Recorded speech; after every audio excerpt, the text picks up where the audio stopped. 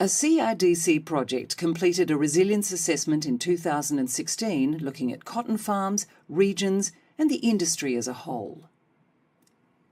The project found that a typical cotton farm has lots of assets, the most important of which are water, soil health, capital, energy, infrastructure and habitat. You use these assets and inputs like fertiliser, seed and expertise to grow cotton. What are the most important assets on your farm? What inputs do you use? Some of the key drivers the project found were price, which is determined by the world market. Individual growers don't have any control over this, but it is a key factor in deciding whether to grow cotton. In resilience thinking, a way to respond to price is to focus on net return per bale rather than yield per hectare. Climate variability, which affects rainfall and temperature. Pests, weeds and diseases, which can have a major impact on yield, so you need to plan what strategies to follow to maintain profitability. The project identified 4 thresholds of importance to growers. Profitability, which is determined by farm net profit or debt-to-income ratio.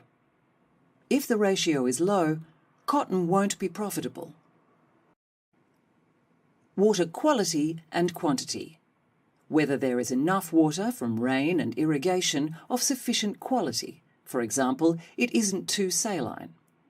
Soil health, which is characterised by things such as structure, organic matter and pH.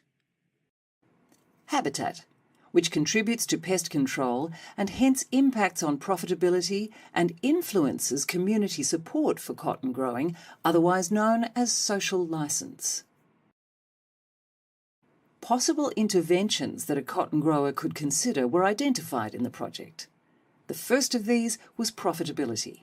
You can't stay in business if you aren't profitable.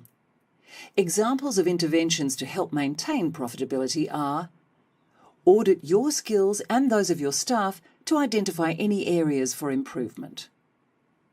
Audit your financial management capacity as a way of identifying weaknesses, strengths, and where to make improvements.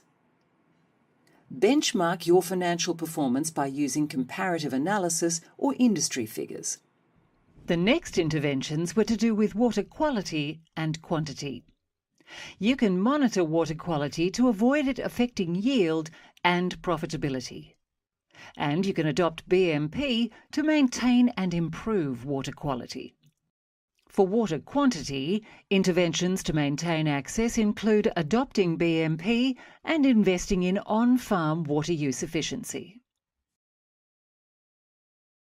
By considering the whole farm system, resilience planning offers new insights into managing your farm. You can follow the steps outlined in this video to do a resilience assessment of your enterprise. To recap, resilience to what?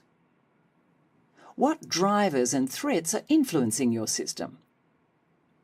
What are the thresholds and boundaries you don't want to cross? So what? What interventions or strategies can you use to maintain your farm as you want it to be? You can find out more about the Resilience Project by downloading the full report from the CRDC website.